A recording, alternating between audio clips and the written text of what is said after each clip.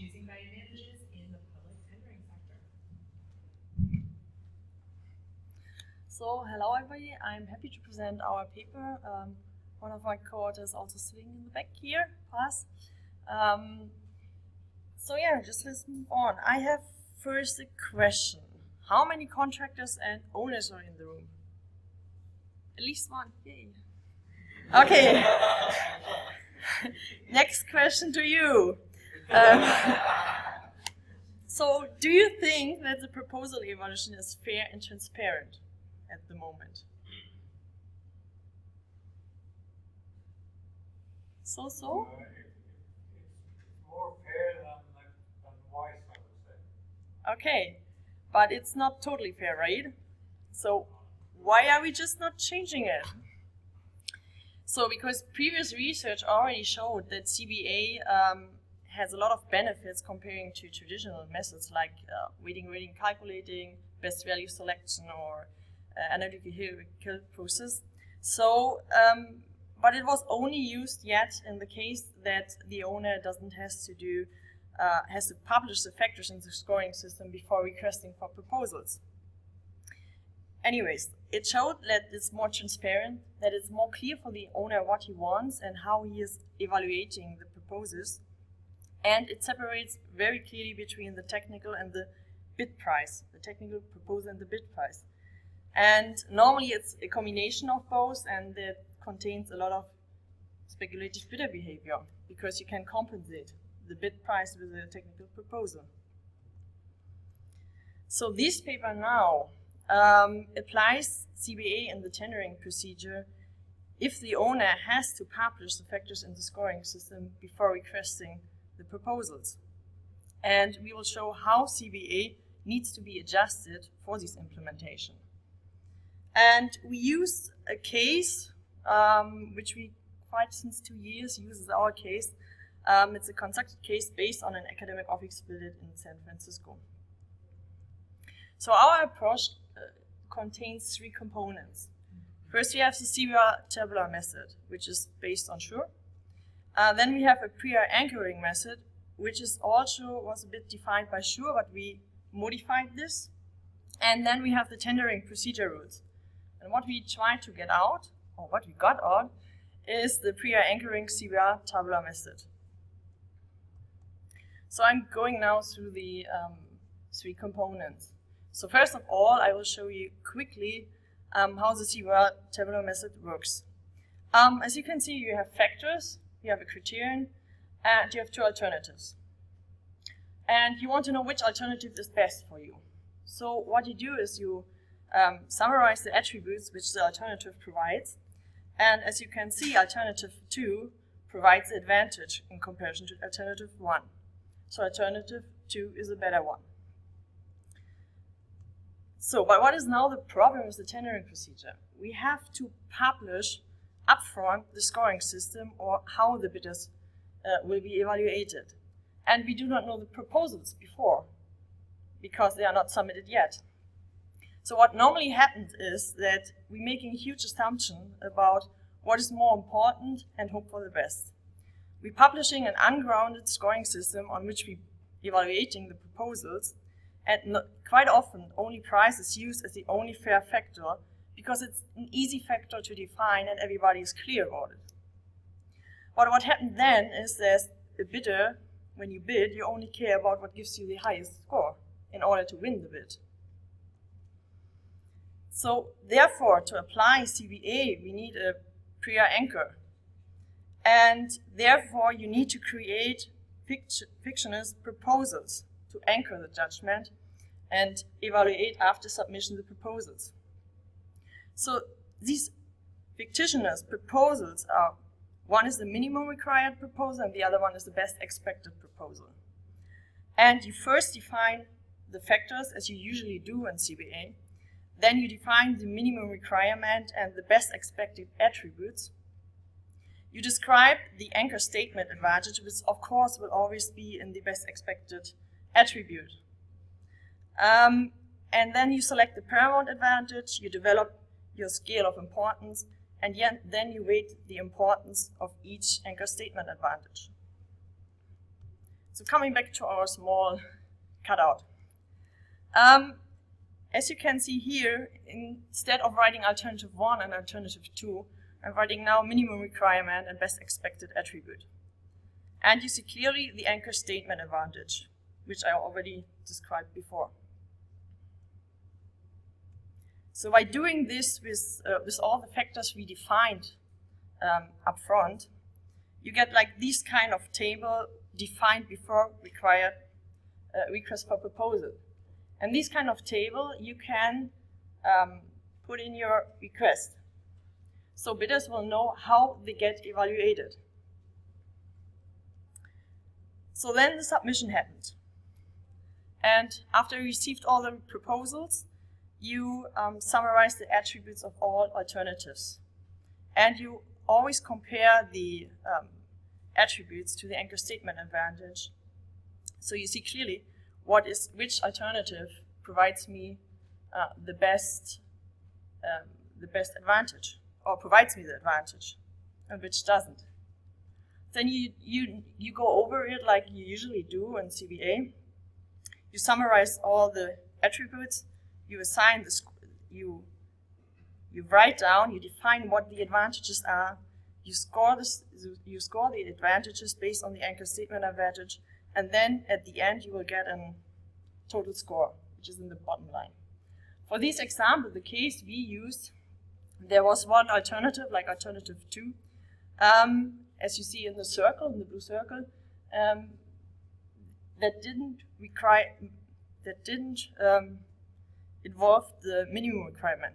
So actually you should reject this alternative because it didn't pass the minimum requirement at that point. But for now, please imagine it passed the minimum requirement, so we can continue with these 3 bidders. So when you finished with the tabular, you create the CBA cost versus value diagram. And as you easily can see, every bidder provides a different combination. Bidder 3 submitted a bid price that was way higher than the other ones, and it provides less value for you, so you wouldn't take bidder 3. But bidder 2 and bidder 1, now you have the option to explain why you choose bidder 1 or bidder 2, because you can easily see, are you willing to pay $1.3 million more to get a higher value or not? And it's very transparent. So coming to the conclusion, owners have a better knowledge about what they expect from the bidders because they define everything up front. There's a lot of thoughts in it before requesting for the proposals. It is a better assessment of value, and you have a clear idea about what you expect. There's more transparency in it, and because you only don't have factors, now everybody's coming now. Because you also define the criteria. So it provides you more transparency, and bidder can easily understand how they get evaluated and how they fit in the profile. So, and because it's of course not, you separate, not mixing like the bid price with the technical proposal, there's less speculation in it. So we argue that we will get better projects by having a more fair competition, which is understandable for everybody. And the owner will get what he really wants because he knows already what he wants. Also, bidders should find, or the proposer should find the process more fair and might be willing to compete in the next time, even though they lost at this time, because they don't feel treated unfair. So for future research, we just submitted a pending patent, which is more a general concept to apply it also for different situations, not only for the tendering procedure itself. And what we really would like to do is we want to get cases to test it in the field. So if anybody of you, I could repeat my question from the beginning. Is there anybody else now entered the room who is a contractor or an owner? Any contractors or others? Can you raise your hands, please? If you're a contractor or owner. Yeah, I see them here in front of me. Because I asked the question, it was just one person raised his hand at the beginning. So we would like to test this method in the field. So if you're interested, please come up and we can have a discussion about it. Because based on that, we also need to develop a training for the public owners. And what we also are thinking about, maybe to integrate the life cycle cost in this value cost diagram. Because life cycle cost is quite important for the future cost you get, right? So, yeah, thank you very much. Do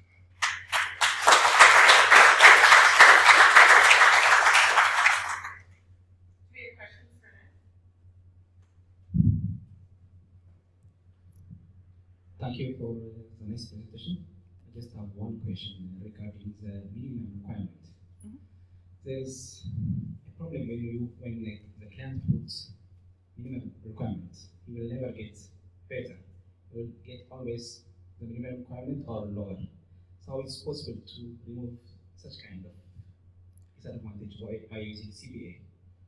Well, I mean, I'm not sure if I really understand your question, because if you put a minimum requirement, that's what you always do. I mean, normally you put a minimum requirement if you have, like, for example, pre-qualification, right? There's something they have to pass to be in this bid, and this is the same actually, right? So you put a minimum you really want, and if they don't pass it, why would you choose them? Why do you want to work with them if they don't provide value for you? Is it answering your question, or? So would you say that you could think of the minimum requirement as the minimum barrier for the bid Yep. not to be non-responsive? Oh, it's like the barrier they have to pass. And Otherwise, then, you need to get rejected. Yeah. And then the amount by which they exceed that minimum requirement counts towards their evaluation. Right. And also, it's not fixed that the best expected attribute is the highest one you get. It can be that a proposal like have a higher one, and then you can still score it higher. Hey, yeah. Why do you think leaders can feel that this process is fair or more fair? On which basis you can sort of state something like that? Yeah, well, I think most important is that it's very clear how you get evaluated, and if you don't know how you got evaluated, you can easily feel unfair, right? Then it's very clear and transparent because you really define upfront the criterion. And it's not just a factor. Normally you write like, okay, please, I don't know, provide me less energy or something like. But how do you get rated there? I mean, how do they evaluate that if they don't anchor it?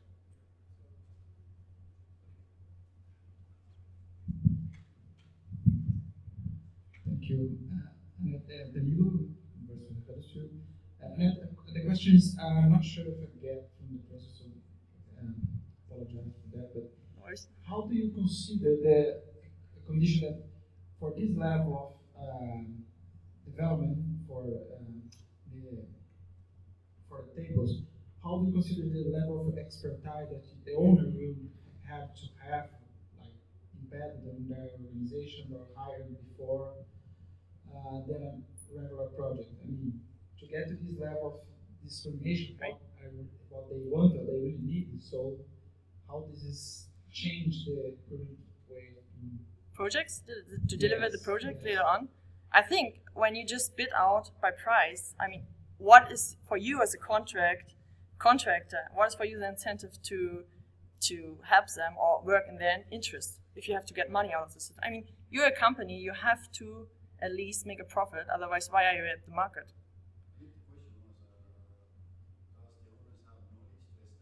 Well, you can. Well, we have to train them, of course. I don't think that they have the knowledge yet, but.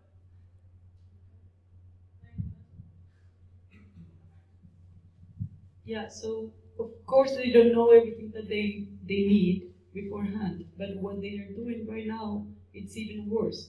They are making assumptions about what is more important without even anchoring those judgments. So what Annette and I are proposing is make a previous pre-anchor to make judgments that at least have some basis for. So if you're getting better at something, at some of the attributes, then you're gonna be scored based on a more fair approach. That's. I think I'm right to you. I think on a personal anecdote, as somebody who has been in a UCSF bid where we were evaluated and we got a 70% score on lean based on nothing, I appreciate the anchoring the metrics to know where the bottom and the top is. Right. Thank you for your presentation. I am not quite sure if I understood the concept of minimal requirement or minimal alternative, because in the tendering process, to my experience, sometimes you as a contractor or as a owner, you are looking for someone else to do a portion of your work, and in many cases, you get actually a better offering of what you thought, because you are looking for some expertise that you do not have in a particular area. I am not quite sure if this minimum requirement that you are asking for is somehow impairing that kind of innovation that you can bring to the tendering process. Well, I mean, it doesn't say that you cannot put in more value. It's just like the border you have to pass to be chosen. It doesn't mean that you cannot submit something which provides more value or is better for the owner, and that's why you have the best expected. Even though the best expected doesn't say that is the maximum, right? It's just what you expect. It just brought to my mind actually, maybe as a supplier or someone that you are looking for can improve some aspects. Sure. But then it is the improvement of that portion is in the detriment of another portion. So how can you balance that kind of things in the message? So you mean like when somebody submits something that is more value, maybe another portion is no, because you have it's like lanes. You have all defined the factors and the criterias, and you go through lanes, and because you anchored them before, like the factors, I mean you check the advantages between the minimum requirement and the best expected. So you anchored them together, so you're always in a lane, which is like the anchored statement advantage. I'm not sure if I got it clear to you right now. I mean, my comment is, if you want to provide more value in one alternative, Yeah. Maybe by providing that value, you are losing the score in another. So I wonder how you manage that trade-off I see. in the process. You mean like between the bidders? For example, you have phone Right. You have a bigger phone book and you can cover more space, but it's heavy.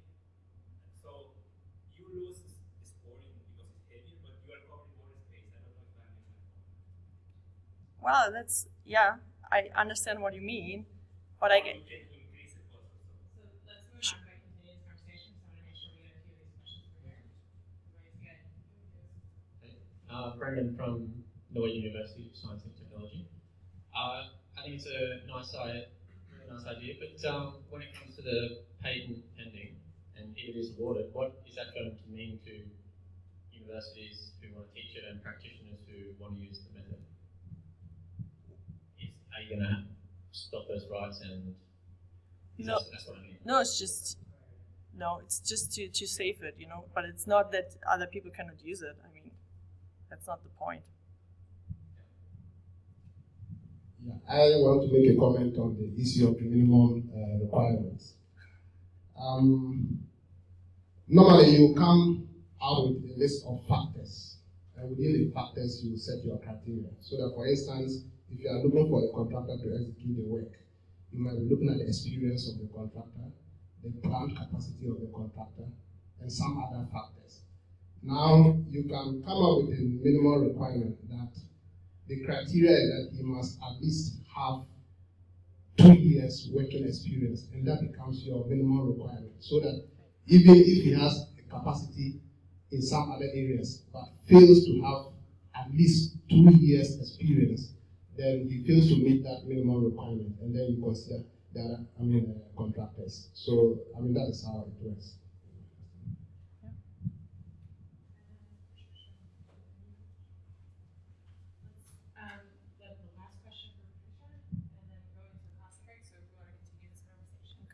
Right, so I'm Patricia Tillman from the University of California in San Francisco. And on my observations, I've seen that it's very, when choosing the right delivery method and when choosing the right suppliers, right, it requires an analysis of what you're going to build and understanding the complexities of the building that you're going to build and the risks that you're going to face, right? So what I've observed is that determining the factors, like the beginning of the CBA, it's a huge challenge, not only to determine, but to agree upon those factors. And if you don't get those factors right, you are gonna probably run a CBA that has no value. And Sure. I've seen this happening, right? How do you overcome this challenge? Well, that's what we are working on right now. I mean, we didn't have a conclusion to it right yet, right? So that's why we need to test it in the field and check out what's possible and what's not, and where are the boundaries of the system. But we cannot, I mean, just based on theory, it's pretty hard to answer that question, right? Great.